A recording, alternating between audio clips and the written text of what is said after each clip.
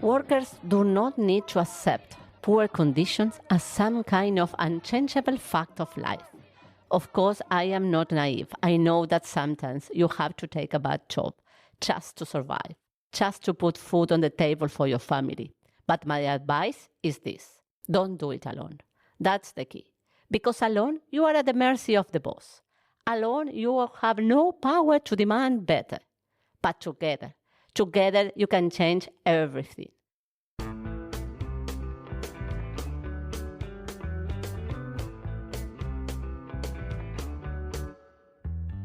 Hello and welcome back to Collective Voices, the podcast from the International Trade Union Confederation. I am Stefania Cîrlea, and in this first series, Back to Basics, we are exploring the essential rights that protect workers and empower them to speak and act collectively. In our last episode, we explored the freedom of association and the right to organize, powerful principles that allow workers to come together, join forces, and form unions. But organizing is only the starting point.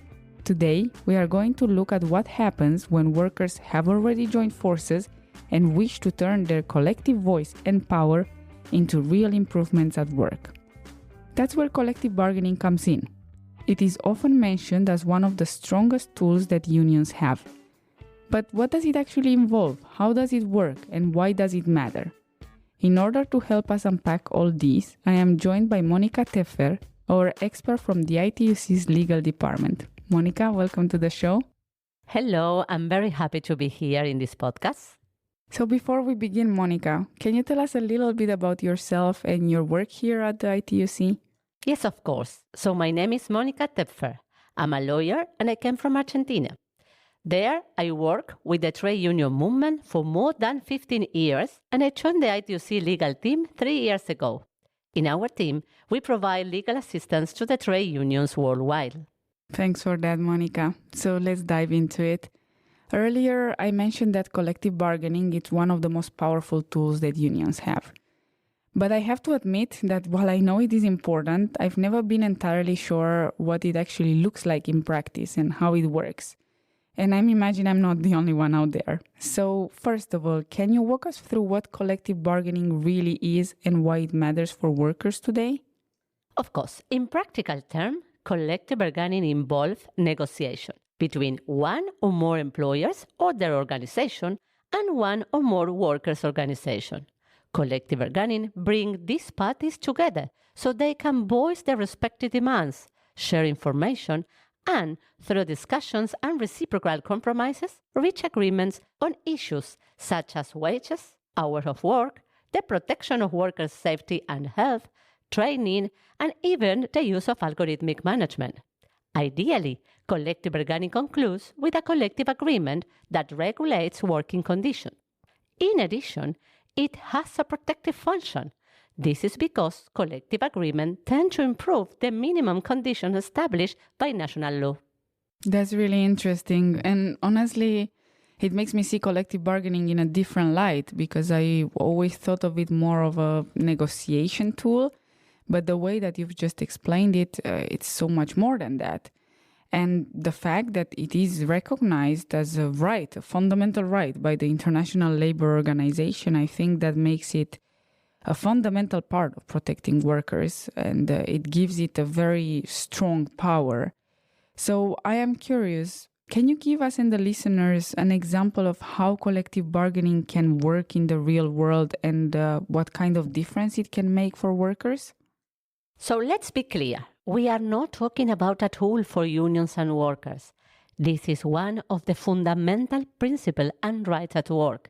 It is an enabling right which render possible the exercise of all other rights at work. So collective bargaining beat in the heart of the trade union movement.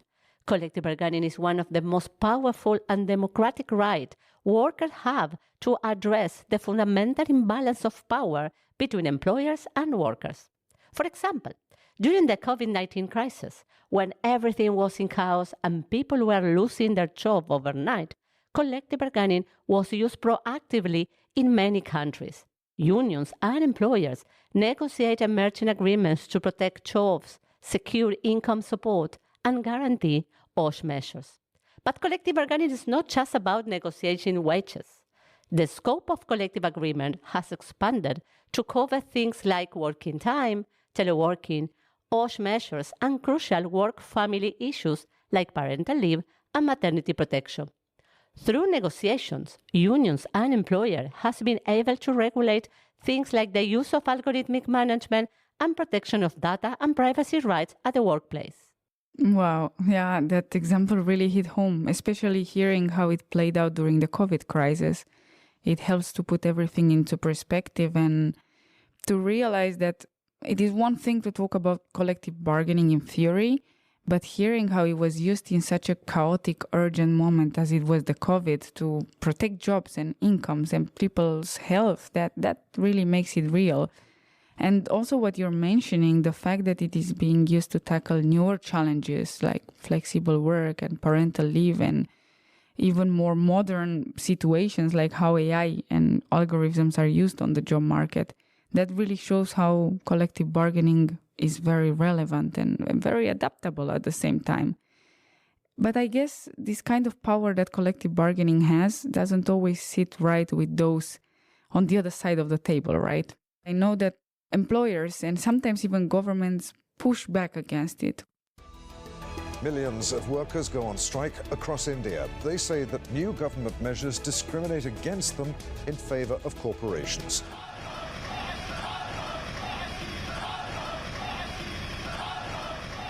Tonight, another move from the Trump administration sparking backlash among federal workers. The Department of Homeland Security is ending its collective bargaining agreement with the TSA.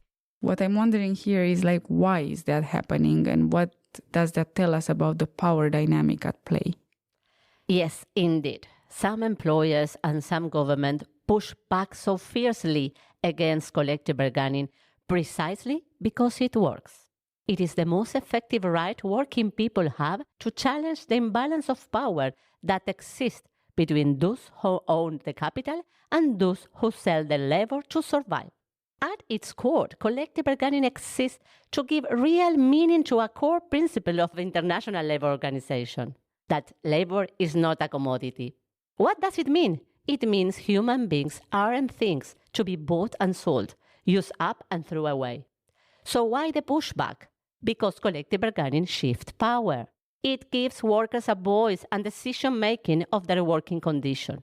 Without collective bargaining, without rules that protect workers' voice, the only possible outcome is exploitation, pure and simple. Exactly. And when you realize what's at stake, it's clear that staying quiet isn't an option. So what does the fight back actually look like? How should workers and their unions respond to this challenge? Well, they have to fight back on every front. First, they are fighting in the street, protests, strikes, demonstrations. This is about showing visible, collective power and refusing to be silent in the face of injustice.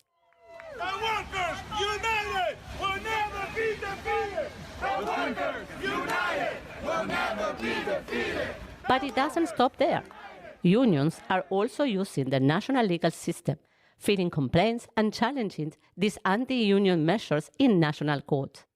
They are lobbying in their Congress and Parliament to stop legislation that would limit collective bargaining before it can even pass.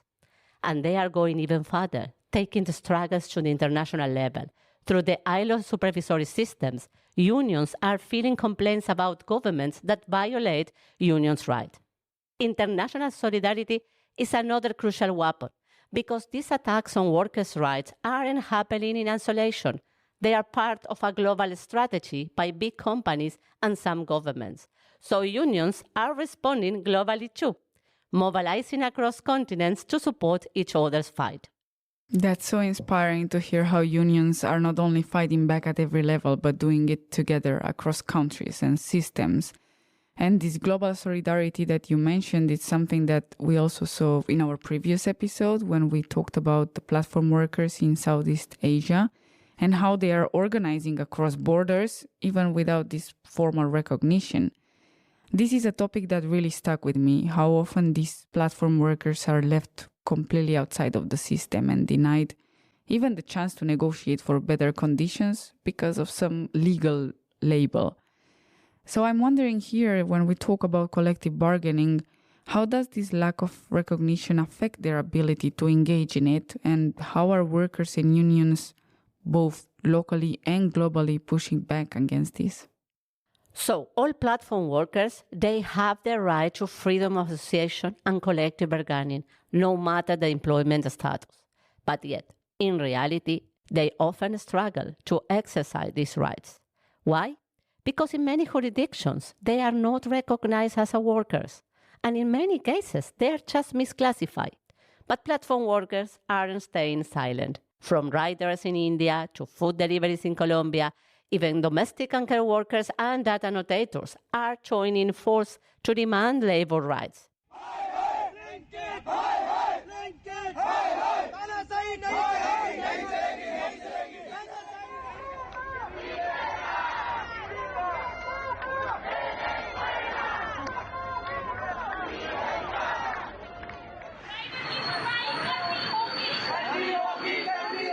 Unions are also negotiating collective agreements with platform companies worldwide on many issues, like working time, OSH wages, but also fighting international courts to be properly recognized in many cases as employees. And there is a big news. After a massive ITUC campaign, the ILO has agreed this year on a resolution with a view for a conventional recommendation to secure these rights and new rights as well, like transparency rights on automated system for all platform workers. Hopefully, this text will be adopted next year at the International Labour Conference. That's such exciting news, Monica. Thank you for sharing those with us. And it is a real sign that change is possible when workers organize and push together across borders. For those of you listening, we'll be sharing more updates on this campaign as it moves forward. So make sure to follow us on social media and check our website. You will find all of the relevant links in the episode description below. Now, Monica, we've spent this episode talking about collective bargaining, what it means, why it matters, and the real change it can bring. But for many workers, especially those in precarious situations and low-paid jobs, I think that kind of power can feel completely out of reach. To finish today's episode, what would you say to someone in that situation, someone facing poor conditions who feels like they have no way forward? How can they take the first step towards collective strength? Workers do not need to accept poor conditions as some kind of unchangeable fact of life. Of course, I am not naive. I know that sometimes you have to take a bad job just to survive, just to put food on the table for your family. But my advice is this. Don't do it alone. That's the key. Because alone, you are at the mercy of the boss. Alone, you will have no power to demand better. But together you can change everything. That's the heart of the union movement. It's solidarity. If there is a union at your place, join it. Don't wait. And if there isn't a union yet, talk with your colleagues about forming one. History shows us again and again that workers don't win rights by asking politely.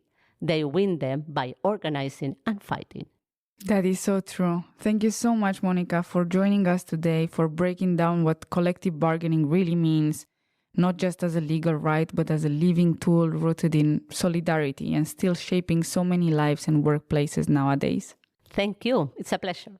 And to our listeners, thank you too for being here today. In our next episode of Collective Voices Back to Basics, the fourth one, we will unpack the fundamental right to freedom from forced labor, a right still systematically ignored with over 27 million people around the planet still trapped in exploitative conditions. We are going to look at what forced labor really entails today, who's affected, and how workers and unions are fighting to end it. If you found this conversation helpful, please subscribe, share this episode, and stay connected for more insights on how we can shape a just and equitable future through collective action. See you next time.